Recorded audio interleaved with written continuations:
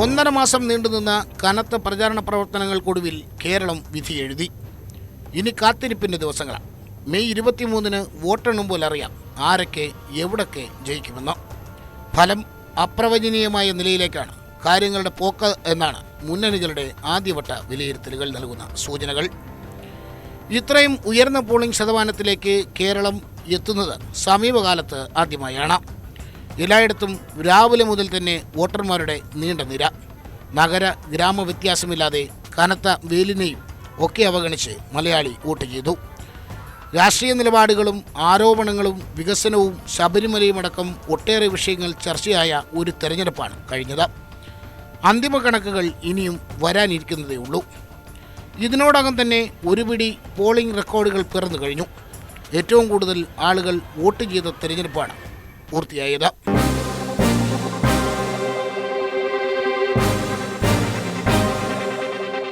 2.03 കോടി ആളുകളാണ് ഈ തെരഞ്ഞെടുപ്പിൽ വോട്ട് രേഖപ്പെടുത്തിയത്. വോട്ടിംഗ് ശതമാനത്തിലും 2016 നിയമസഭാ തെരഞ്ഞെടുപ്പിനെയും 2014 ലോക്സഭാ തെരഞ്ഞെടുപ്പിനെയും മറികടന്നു. 77.68% സംസ്ഥാനതല പോളിംഗ് നിരക്ക്. 13 മണ്ഡലങ്ങളിൽ 10 ലക്ഷത്തിലധികം ആളുകൾ വോട്ട് ചെയ്തു. വോട്ടിംഗ് ശതമാനത്തിൽ 30 വർഷം മുൻപുള്ള റെക്കോർഡ് മറികടന്നില്ലെങ്കിലും വോട്ടർമാരുടെ ആവേശം വ്യക്തമാക്കുന്നതാണ് പുറത്തുവരുന്ന കണക്കുകൾ. സംസ്ഥാനത്ത് വോട്ട് രേഖപ്പെടുത്തിയത് 2,03,13,833 പേർ. കഴിഞ്ഞ നിയമസഭാ തെരഞ്ഞെടുപ്പിലെ 2,01,25,321 എന്ന റെക്കോർഡാണ് മറികടന്നത്. വോട്ടിംഗ് ശതമാനം 77.68. കഴിഞ്ഞ നിയമസഭാ തെരഞ്ഞെടുപ്പിലെ 77.35, ലോക്സഭാ തെരഞ്ഞെടുപ്പിലെ 73.98 എന്നിവയാണ് നിഷ്പ്രഭമായത്. 2014 ലോക്സഭാ തെരഞ്ഞെടുപ്പിനേക്കാൾ ശതമാനക്കണക്കിലും എണ്ണക്കണക്കിലും മുന്നിലെത്തിയ ഈ തെരഞ്ഞെടുപ്പിൽ പിന്നെയുമുണ്ട് നിരവധി റെക്കോർഡുകൾ. 13 മണ്ഡലങ്ങളിലാണ് 10 ലക്ഷത്തിലധികം പേർ വോട്ട് രേഖപ്പെടുത്തിയത്. 10 ലക്ഷം മറികടന്ന മണ്ഡലങ്ങളിൽ ഏറെയും വടക്കൻ കേരളത്തിലുമാണ്. ഏറ്റവും കൂടുതൽ ആളുകൾ വോട്ട് ചെയ്ത കാസർഗോഡ് 10,96,470 പേരാണ് ഇവിടെ വോട്ട് ചെയ്തത്. രണ്ടാം സ്ഥാനം രാഹുൽ ഗാന്ധി മത്സരിച്ച വയനാട്ടിൽ 10,90,403 പേർ ഇവിടെ വോട്ട് ചെയ്തു. കാസർഗോഡ് മുതൽ തൃശൂർ വരെയുള്ള 10 മണ്ഡലങ്ങളിലും വോട്ട് ചെയ്തവരുടെ എണ്ണം 10 ലക്ഷം കടന്നു. ആലപ്പുഴ, പത്തനംതിട്ട, തിരുവനന്തപുരം മണ്ഡലങ്ങളിലാണ് തെക്കൻ കേരളത്തിൽ എണ്ണം 10 ലക്ഷം കടന്നത്. 2014 1.79 ലക്ഷം ആളുകളാണ് മലപ്പുറത്ത് കൂടുതൽ വോട്ട് ചെയ്തത്. വയനാട്ടിൽ 1.75 ലക്ഷം ആളുകളും കൂടുതൽ വോട്ട് ചെയ്തു. പത്തനംതിട്ടയിൽ 1.51 ലക്ഷം പേരും തിരുവനന്തപുരത്ത് 1.3 ലക്ഷം പേരും കഴിഞ്ഞ തവണത്തേക്കാൾ കൂടുതൽ വോട്ട് ചെയ്തു. 13 മണ്ഡലങ്ങളിലാണ് 2014 1 ലക്ഷം പേർ കൂടുതൽ വോട്ട് ചെയ്തത്. വലിയ പോളിംഗ് മാത്രമല്ല, പോളിംഗ് ബൂത്തിൽ വന്ന വോട്ടർമാരുടെ ഇടയിൽ ഒരു വാശി ഞാൻ കാണുന്നുണ്ട്. കാരണം കഴിഞ്ഞ കുറേ ഇലക്ഷൻ ഞാൻ കണ്ട ട്രെൻഡ്, വോട്ടിങ്ങിന് എന്തെങ്കിലും തടസ്സം വന്നാൽ, കാത്തിരിക്കേണ്ടി വന്നാൽ വളരെയധികം വോട്ടർമാർ മടങ്ങിപ്പോകുന്ന പലരും തിരിച്ച് വോട്ട് ചെയ്യാൻ വരാറുമില്ല. ഇത്തവണയുടെ പ്രത്യേകത മണിക്കൂറുകൾ കാത്തിരുന്നു, വോട്ട് ചെയ്തേ പോകൂ എന്നുള്ള വാശി. അത് കൂടുതൽ കണ്ട സ്ത്രീകളിലാണ്. മറ്റൊന്ന്, സമയമെടുക്കുമെന്ന് കണ്ടപ്പോൾ ചില തിരിച്ചുപോയവരും മടങ്ങി വന്നു. അത് എൻ്റെ ഓർമ്മയിലൊരു അസാധാരണ സംഭവമാണ്. ഉയർന്ന പോളിംഗ് ശതമാനം ഒരേ സമയം പ്രതീക്ഷയും ആശങ്കയും മുന്നണികൾക്ക് സമ്മാനിക്കുന്നു. പോളിംഗ് ശതമാനം കൂടിയതിനെ നമ്മൾ സ്വാഗതാർഹമായിട്ടാണ് കാണേണ്ടത്. പോളിംഗ് ശതമാനം വർദ്ധിച്ചു എന്നതുകൊണ്ട് അത് ഒരു പ്രത്യേക മുന്നണിക്ക് ഗുണം ചെയ്യുന്നു, ദോഷം ചെയ്യുന്നു എന്നുള്ള നിലയിലും നമ്മൾ കാണേണ്ടതില്ല. ജനങ്ങളുടെ വർദ്ധിതമായ തെരഞ്ഞെടുപ്പിലെ ഒരു പങ്കാളിത്തത്തെയാണ് അത് അടയാളപ്പെടുത്തുന്നത്. പക്ഷേ ഇടതുപക്ഷത്തെ സംബന്ധിച്ചിടത്തോളം ഈ തെരഞ്ഞെടുപ്പുമായി ബന്ധപ്പെടുത്തി ഉയർന്ന പോളിംഗ് ശതമാനം ഇടതുപക്ഷത്തിൻ്റെ പ്രതീക്ഷകളെ വർദ്ധിപ്പിക്കുകയാണ് ചെയ്യുന്നത്. കാരണം ഈ തെരഞ്ഞെടുപ്പിൽ ഉയർത്തിയ രാഷ്ട്രീയ വിഷയങ്ങളിൽ ജനങ്ങൾക്കുള്ള താല്പര്യത്തിൻ്റെ പ്രകടനം കൂടിയാണ് ഉയർന്ന പോളിംഗ് നിരക്ക് എന്ന് നമ്മൾ കാണേണ്ടതുണ്ട്. കേരളം പോലെയുള്ള ഒരു സംസ്ഥാനം വളരെ സന്നിഗ്ധമായ ഒരു ദേശീയ രാഷ്ട്രീയ പരിതസ്ഥിതിയെയും അതിനോടുള്ള കേരളത്തിൻ്റെ പ്രതികരണത്തെയുമാണ് ഈ തെരഞ്ഞെടുപ്പിലൂടെ അടയാളപ്പെടുത്തുന്നത്. പോളിംഗ് ശതമാനം ഉയർന്നാൽ അത് ഏതെങ്കിലും ഒരു മുന്നണിയെ തുണയ്ക്കുമെന്ന വാദങ്ങളൊന്നും ശരിയല്ല എന്ന് എല്ലാവരും ഒരേ സ്വരത്തിൽ പറയുന്നു. കേരളത്തിൻ്റെ ചരിത്രം അതാണ് പറയുന്നത്. 1957 ആദ്യ തെരഞ്ഞെടുപ്പിൽ സംസ്ഥാനത്തെ പോളിംഗ് ശതമാനം 65.49. അന്ന് അധികാരത്തിലെത്തിയത് കമ്മ്യൂണിസ്റ്റ് പാർട്ടി.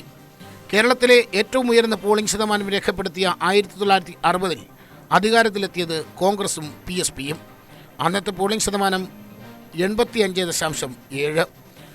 1987 EK നയനാർ മന്ത്രിസഭ അധികാരത്തിലെത്തുമ്പോൾ സംസ്ഥാനത്ത് പോളിംഗ് ശതമാനം 80.54. 77.35% വോട്ടുകൾ പോൾ ചെയ്ത തെരഞ്ഞെടുപ്പിനൊടുവിലാണ് പിണറായി വിജയൻ സർക്കാർ കേരളത്തിൽ അധികാരത്തിലെത്തിയത്. 2004 18 സീറ്റ് എന്ന ചരിത്ര വിജയത്തിലേക്ക് LDF എത്തിയ ലോക്സഭാ തെരഞ്ഞെടുപ്പിലെ പോളിംഗ് ശതമാനം 71.45 ആയിരുന്നു. 1999 11 സീറ്റിൽ UDF വിജയിച്ചപ്പോൾ പോളിംഗ് 70%.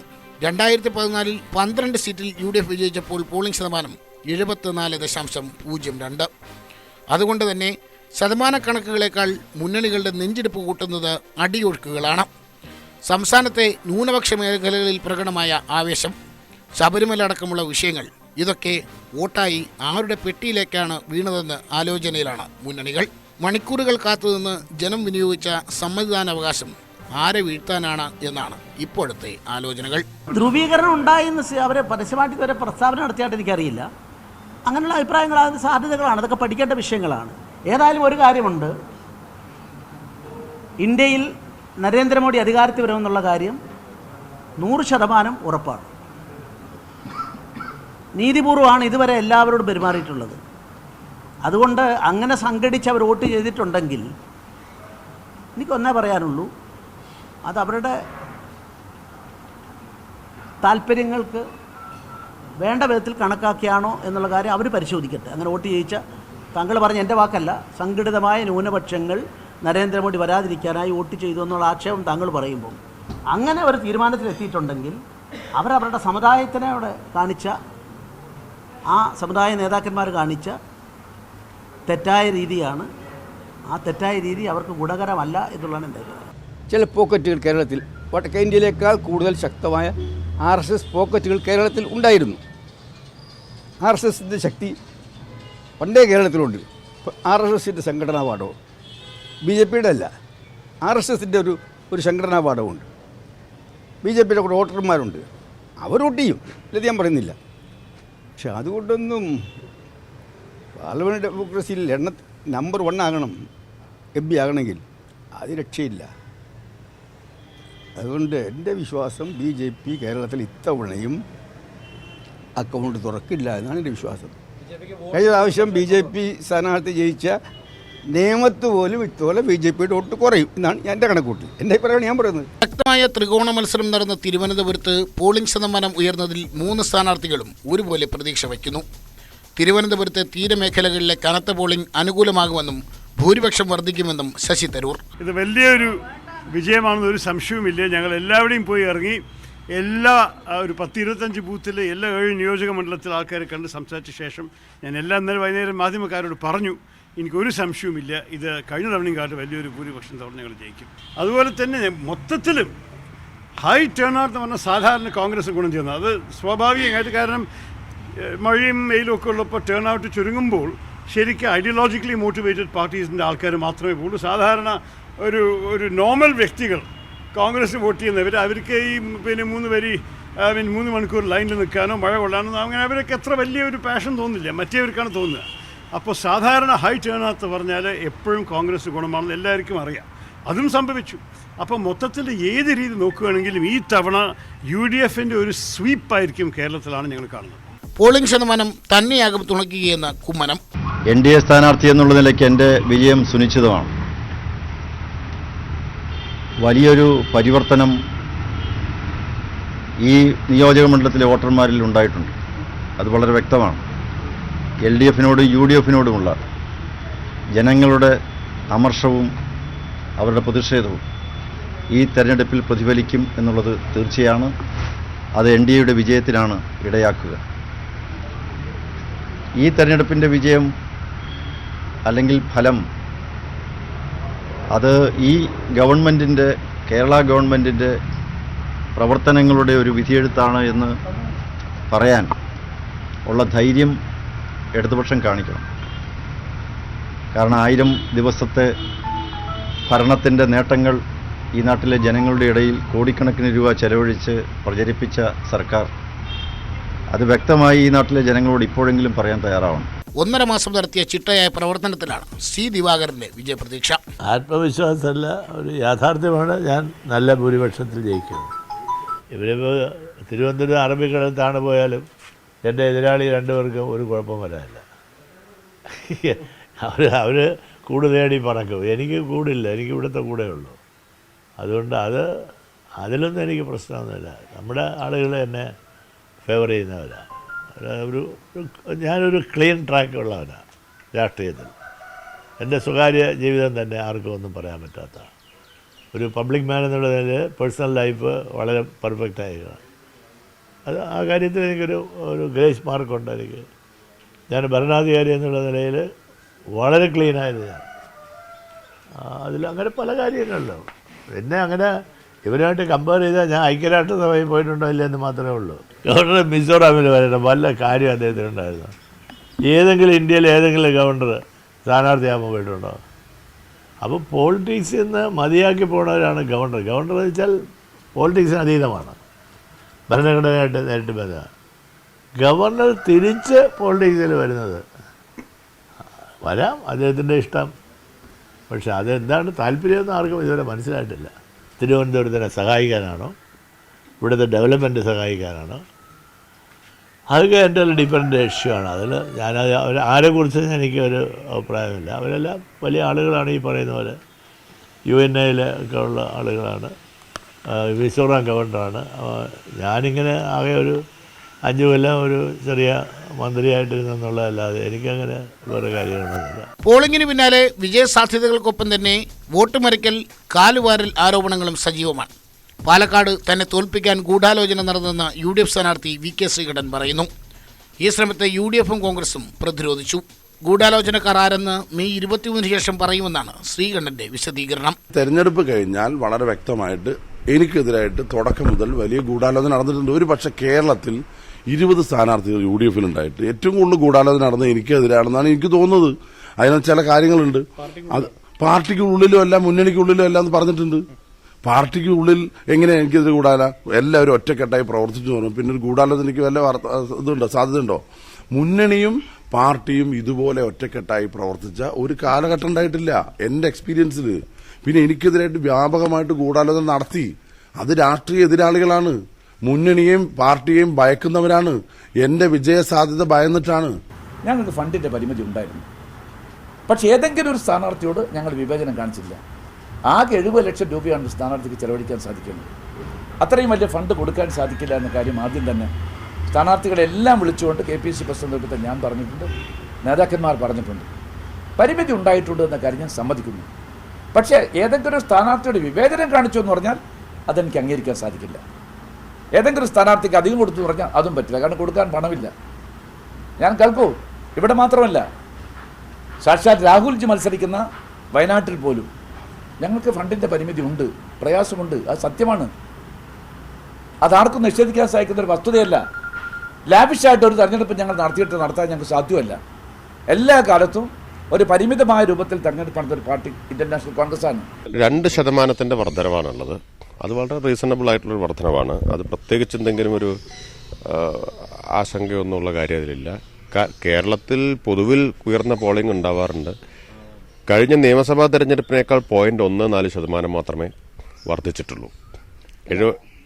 കഴിഞ്ഞ നിയമസഭാ തെരഞ്ഞെടുപ്പിനേക്കാൾ 2016 ഒരു കാര്യം, വോട്ടർ പട്ടിക പുതുക്കിയതൊരു പ്രധാനപ്പെട്ട കാരണമാണ് ശതമാനം കൂടുന്നതിന്. കാരണം സ്ഥലത്തില്ലാത്തതും മരിച്ചതുമൊക്കെ ആയിട്ടുള്ള ആളുകളെ നീക്കം ചെയ്ത് ഏറെക്കുറെ സ്ഥലത്തുള്ള ലൈവ് വോട്ടർമാരുടെ പട്ടികയാണ് ഉള്ളത്, നാട്ടിലുള്ള വോട്ടർമാരുടെ പട്ടികയാണുള്ളത്. അപ്പം അതും ഈ വർധനവിന് ഒരു കാരണമാണ്. അപ്പോൾ പിന്നെ പാലക്കാട് പോലൊരു മണ്ഡലത്തിൽ പോളിംഗ് കൂടിയാൽ അതിന് ആനുപാതികമായിട്ട് LDFൻ്റെ വോട്ടും കൂടും. കാരണം അത്രയും LDFനും ബേസുള്ളൊരു മണ്ഡലമാണല്ലോ അത്. അതുകൊണ്ട് അതൊന്നും ഒരു പ്രധാനപ്പെട്ട ഗൗരവമുള്ള ഘടകമായിട്ട് തോന്നുന്നു. കാസർകോട്ടെ UDF സ്ഥാനാർത്ഥി രാജ്മോഹൻ ഉണ്ണിത്താനും കണ്ണൂരിലെ UDF സ്ഥാനാർത്ഥി K സുധാകരനും തെരഞ്ഞെടുപ്പിൽ വ്യാപകമായി കള്ളവോട്ട് നടന്നതായി ആരോപിക്കുന്നു. BJP വോട്ട് എതിരാളിക്ക് അനുകൂലമായി മറിച്ചെന്ന് രണ്ട് മുന്നണികളും പരസ്പരം ആരോപിക്കുന്നു. കള്ളവോട്ട് ശരിക്കും നടന്നിട്ടുണ്ട്. പട്ടിയുടെ വാല് 12 കാലം കുഴലിട്ടാലും കുഴലെടുക്കുമ്പോൾ വാല് വളഞ്ഞേയിരിക്കൂ. മാർക്സിസ്റ്റുകാരെ നന്നാക്കാൻ ഈ ലോകത്ത് ആരെങ്കിലും വിചാരിച്ച് നടക്കൂ? കള്ളവോട്ട് ശരിക്കും നടന്നിട്ടുണ്ട്. ആ കള്ളവോട്ടിനെ അതിജീവിക്കാൻ ആവശ്യമായ വോട്ട് നമ്മൾ ചെയ്തിട്ടുണ്ട്. നമ്മുടെ ഇവിടെ മുസ്ലിം ലീഗിൻ്റെ കേന്ദ്രങ്ങളൊക്കെ 60-65 അപ്പം പോലും ഇപ്പോൾ 90%.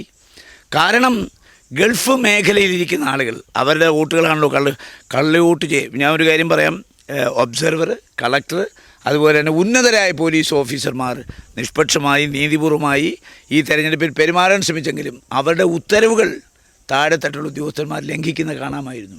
അല്ല, വളരെ സ്വപ്രതീക്ഷിതമാണ്. ഞാൻ തുടക്കത്തിൽ പറഞ്ഞതുപോലെ വൻ ഭൂരിപക്ഷത്തിന് LDF വിജയിക്കും. അടിയൊഴുക്കുകളൊന്നുമില്ല. അല്ല LDFന്, ഞാൻ പറഞ്ഞില്ല, LDFന് പുറത്തുള്ള വോട്ടുകൾ ഉൾപ്പെടെ LDFന് ലഭിക്കുന്ന സ്ഥിതി തന്നെയാണ് ഏറ്റവും ഒടുവിൽ പോലും ഉള്ളത്. മികച്ച ഭൂരിപക്ഷത്തിൽ LDF തിരഞ്ഞെടുക്കപ്പെടും. വ്യാപകമായി അക്രമം നടന്നിട്ടുണ്ട്. എല്ലാ സ്ഥലങ്ങളിലും അക്രമം നടന്നിട്ടുണ്ട്. ആ അക്രമത്തിനകത്ത് ഒരുപാട് ആളുകൾ ആശുപത്രിയിലുണ്ട്. കള്ളവോട്ട് വ്യാപകമായി ചെയ്തു. നമ്മൾ വളരെ സീരിയസ് ആയി കള്ളവോട്ടിൻ്റെ കണക്ക് നമ്മൾ എടുത്തുകൊണ്ടിരിക്കുന്നു. 2-3 ദിവസം കൊണ്ട് നമ്മളിത് പൂർത്തിയാക്കും. നമ്മളതിൽ എല്ലാ എവിഡൻസും ഉണ്ട്. ഈ പറയുന്ന കള്ളവോട്ട് ഈ 10 മണി 10:15 11 മണിക്കും ചെയ്തതൊക്കെ നമ്മളെ കയ്യിൽ വീഡിയോ ഉണ്ട്. വീഡിയോ വെച്ച് തന്നെ നമ്മൾ ജയിച്ചാലും തോറ്റാലും ഈ election result what ever it may be we will proceed legally. ഈ കള്ളവോട്ടിനെ നിരോധിക്കാതിരിക്കാൻ ഇനി ഒരു മാർഗമില്ല. അതിന് ആത്യന്തികമായി ഒരു നിയമയുദ്ധത്തിലേക്ക് പോകാൻ തന്നെയാണ് നമ്മുടെ തീരുമാനം. വളരെയധികം ആത്മസംയമനത്തോടുകൂടിയാണ് ഈ 1.5 മാസക്കാലം LDFൻ്റെ പ്രവർത്തകരും നേതാക്കളും ഈ തെരഞ്ഞെടുപ്പിനെ പ്രചാരണ രംഗത്ത് തെരഞ്ഞെടുപ്പുമായി ബന്ധപ്പെട്ടുകൊണ്ട് പ്രചരണം നടത്തിയിട്ടുള്ളത്.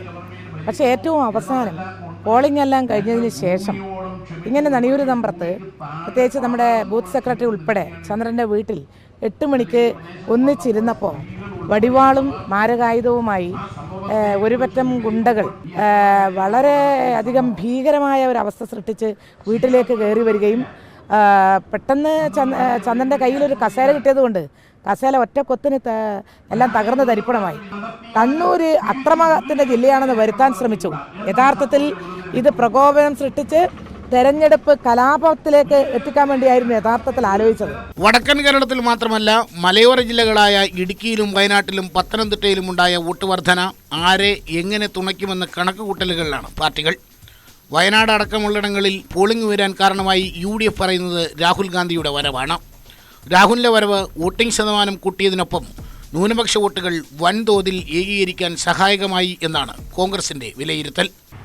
വയനാട്ടിനടുത്ത് പരിശോധിച്ചാൽ വയനാട്ടിൽ കോൺഗ്രസിൻ്റെ സ്ഥാനാർത്ഥി ശ്രീ രാഹുൽജി അദ്ദേഹം 3 ലക്ഷത്തിലേറെ വോട്ടിൻ്റെ ഭൂരിപക്ഷം കൂടി വിജയിക്കുമെന്നാണ് എനിക്ക് പറയാനുള്ളത്. സമീപകാലത്തില്ലാത്ത വൻപിച്ച ഒരു പോളിംഗാണ് അവിടെ നിന്ന് നടന്നത്. 80%-ഏറെ. സാധാരണ വയനാട്ടിൽ മന്ദഗതിയിലാണ് പോളിംഗ് നടക്കാറുള്ളെങ്കിൽ അവിടെ പലപ്പോഴും പല കാരണങ്ങൾ കൊണ്ടും ഇത്ര വലിയ പോളിംഗ് ഉണ്ടാകാറില്ല എന്നുകൊണ്ട് തന്നെ ഈ പോളിംഗ് ഐക്യജനാധിപത്യ കക്ഷിയുടെ സ്ഥാനാർത്ഥിയെ മത്സരിക്കുന്ന രാഹുൽ ഗാന്ധിയുടെ വിജയം അത് വെട്ടിത്തിളങ്ങുന്ന വിജയമായിരിക്കും. അത് ശ്രദ്ധേയമായ വിജയമായിരിക്കും. അതൊരു സർവ്വകാല റെക്കോർഡായിരിക്കുമെന്ന് തെളിയിക്കുന്ന തരത്തിലാണ് കാര്യങ്ങൾ മുന്നോട്ട് പോയിക്കൊണ്ടിരിക്കുന്നത്. യാഥാർത്ഥ്യബോധത്തോടു കൂടി കാര്യങ്ങൾ കാണുമ്പോൾ ഇത്തരം ഒരു അനുഭവം നമ്മുടെ വോട്ടർമാർക്കുമില്ല, പൊതുപ്രവർത്തകർക്കുമില്ല. മത്സരിച്ച സ്ഥാനാർത്ഥി എന്നുള്ള നിലയിൽ എനിക്കും ഇതുപോലെ ഒരു ദേശീയ പ്രസിഡന്റ്, പ്രത്യേകിച്ച് മുസ്ലിം ലീഗിനാണ് മത്സരിക്കുമ്പോൾ അവർക്ക് അതല്ലാതെ വേറെ സീറ്റുകളില്ല, വേറെ സാഹചര്യമില്ല. ഇതൊരു അഖിലേന്ത്യാ പ്രസിഡന്റ് രാഹുൽ ഗാന്ധി 2 മണ്ഡലത്തിൽ വന്ന് മത്സരിക്കുന്നു. അതും ഒട്ടും പ്രതീക്ഷിക്കാത്ത ഇടതുപക്ഷത്തിനെതിരെ ഒരു മത്സരം, ഒന്നും പറയാനില്ല എന്ന് പറഞ്ഞുകൊണ്ടാണെങ്കിൽ പോലും ഒരു മത്സരത്തിന് അദ്ദേഹം നിർബന്ധിതനാവുന്നു. അതിന് കഴിഞ്ഞ 10 വർഷക്കാലത്തെ അനുഭവം കൂട്ടിവെച്ചുകൊണ്ട് ഇത്തരം ഒരാളുടെ ഒരു വരവിനെ എങ്ങനെ വയനാട്ടിലെ വോട്ടർമാർ കൈകാര്യം ചെയ്തിട്ടുണ്ടാകും അല്ലെങ്കിൽ അതിനോട് പ്രതികരിക്കും എന്നുള്ളത് തീർച്ചയായും റിസൾട്ട് വന്നല്ലാതെ ആർക്കും പ്രവചിക്കാൻ കഴിയാവുന്ന ഒരു സാഹചര്യമല്ല ഈ മണ്ഡലത്തിൽ. തിരുവനന്തപുരവും പത്തനംതിട്ടയും തൃശ്ശൂരുമാണ് BJP ലക്ഷ്യം വെച്ച മണ്ഡലങ്ങൾ. പത്തനംതിട്ടയിൽ കഴിഞ്ഞ തവണത്തേക്കാൾ ഏതാണ്ട് 1.5 ലക്ഷം വോട്ടുകളാണ് ഇക്കുറി അധികമായി ചെയ്തത്. ഹിന്ദു വോട്ടുകളുടെ ഏകീകരണം ഉണ്ടായെന്നാണ് BJPയുടെ വിലയിരുത്തൽ. ശബരിമല വിഷയമാകും പത്തനംതിട്ടയിലെ വിജയത്തെ നിർണ്ണയിക്കുന്നത് എന്നാണ് അവർ പറയുന്നത്. കഴിഞ്ഞ തെരഞ്ഞെടുപ്പിനെ അപേക്ഷിച്ച് ഏതാണ്ട് 9% വോട്ട് വർദ്ധിച്ച ഒരേ ഒരു മണ്ഡലം പത്തനംതിട്ട മണ്ഡലം മാത്രമാണ്. തീർച്ചയായിട്ടും അത് സംസ്ഥാനത്തെ മറ്റ് പാറ്റേണുകളിൽ നിന്ന് വ്യത്യസ്തമായിട്ടുള്ള ഒരു വലിയ അടിയൊഴുക്ക് ഈ മണ്ഡലത്തിലുണ്ടായി എന്നുള്ളതിൻ്റെ തെളിവാണ്. ജനങ്ങൾ ഒരു വാശിയോടുകൂടി വന്ന് വോട്ട് ചെയ്യുന്നതാണ് എല്ലാ ബൂത്തുകളിലും ഞങ്ങൾക്ക് കാണാൻ കഴിഞ്ഞത്. തീർച്ചയായിട്ടും ശബരിമലയുടെ സാന്നിധ്യം അക്കാര്യത്തിൽ ഉണ്ടായി എന്നുള്ളതാണ് ഞങ്ങളുടെ വിലയിരുത്തൽ. അതുകൊണ്ട് കനത്ത ഭൂരിപക്ഷത്തോടുകൂടി ഈ മണ്ഡലത്തിൽ BJP വിജയിക്കും. ഒന്നുമില്ല, അങ്ങനെയില്ല. അതിൽ ഞാൻ കാണുന്നത് സ്ത്രീകളുടെ വലിയൊരു പിന്തുണ ഇടതുപക്ഷത്തിനുണ്ട്. അത് അക്രോസ് ഇതിലെ എല്ലാ പാർട്ടികളിൽ നിന്നും ഇടതുപക്ഷത്തിന് അനുകൂലമായിട്ടുണ്ട്. അപ്പം മറ്റ് പാർട്ടികളുടെ പല ഭാര്യമാർ അല്ലെങ്കിൽ ആ വീടുകളിലെ സ്ത്രീകൾ പറഞ്ഞു, ഞങ്ങൾ സ്ത്രീകൾ വീട്ടിൽ തീരുമാനിച്ചിട്ടുണ്ട് ഇത്തവണ വീണ ജോർജിനെ തരുന്നു എന്ന് പറയുന്ന അനുഭവമുണ്ട്. അപ്പോൾ അത് സ്ത്രീകളുടെ ഇടയിലും യൂത്തും അതൊരു വലിയ ഒരു ഇത് കാണുന്നുണ്ട്. വിശ്വാസികളുടെ വോട്ട് ഇത്തവണ ഇല്ല, ഈ വലിയ കണക്കുകൂട്ടലുകൾ എതിർപക്ഷം അത് അവർ ഈ തെരഞ്ഞെടുപ്പിൽ അത് തന്നെയാണല്ലോ പറഞ്ഞതും. പക്ഷേ ഇടതുപക്ഷം ഈ തെരഞ്ഞെടുപ്പിൽ പറഞ്ഞത് 10 വർഷമായിട്ട് ഈ പാർലമെൻറ്റ് മണ്ഡലത്തെ UDF പ്രതിനിധീകരിക്കുകയാണ്. ഇത്രയും അധികം പ്രാധാന്യമുള്ള, ഇത്രയും തീർത്ഥാടകരെത്തുന്ന ഒരു മണ്ഡലത്തിൽ എന്താണ് കഴിഞ്ഞ 10 വർഷം കോൺഗ്രസോ BJPയോ ചെയ്തിട്ടുള്ളത്? വിശ്വാസത്തിൻ്റെ പ്രശ്നമാണ്. ശബരിമല പത്തനംതിട്ടയെ സംബന്ധിച്ചിടത്തോളം ഏറ്റവും പ്രധാനമാണ്. അവിടെ നൂറ്റാണ്ടുകളായി നിൽക്കുന്ന വിശ്വാസങ്ങൾ, ആചാരങ്ങൾ, അതൊക്കെ ഹൃദയത്തോട് ചേർത്ത് പിടിച്ചിരിക്കുന്ന ഒരു ജനസമൂഹമാണ്. അതിനെ മുറിവേൽപ്പിക്കാൻ ശ്രമിച്ച ആളുകൾക്കെതിരെ പ്രതികരിക്കാൻ ഈ ഒരു അവസരമേ ഉള്ളൂ എന്ന കാഴ്ചപ്പാട് അവരിലുണ്ടായിരുന്നു എന്നുള്ളത് ഒരു യാഥാർത്ഥ്യമാണ്. വോട്ട് പെട്ടിയിലായി കഴിഞ്ഞു. ഫലം വരാൻ ഇനിയുമുണ്ട് ദിവസങ്ങൾ. പെട്ടി പൊട്ടിക്കുന്നതുവരെ വിശകലനങ്ങൾക്കും അവകാശവാദങ്ങൾക്കും സമയമുണ്ട്. പോളിംഗ് ശതമാനം കൂടിയാലും കുറഞ്ഞാലും അതിനെക്കുറിച്ച്, അതുണ്ടാക്കുന്ന സാധ്യതകളെക്കുറിച്ച് എല്ലാം തെരഞ്ഞെടുപ്പ് കാലത്ത് ചർച്ചകൾ പതിവാണ്. ആദ്യഘട്ടത്തിലെ അവകാശവാദങ്ങൾക്കെല്ലാം അപ്പുറം കുറെ കൂടി ആഴത്തിലുള്ള കണക്കുകൾ വരും ദിവസങ്ങളിൽ മുന്നണി നേതൃത്വങ്ങൾക്ക് മുന്നിലെത്തും. ആദ്യഘട്ടത്തിൽ നിന്ന് വ്യത്യസ്തമായ കൂടുതൽ വിശകലനങ്ങളിലേക്ക് പോകാൻ സമയവുമുണ്ട്.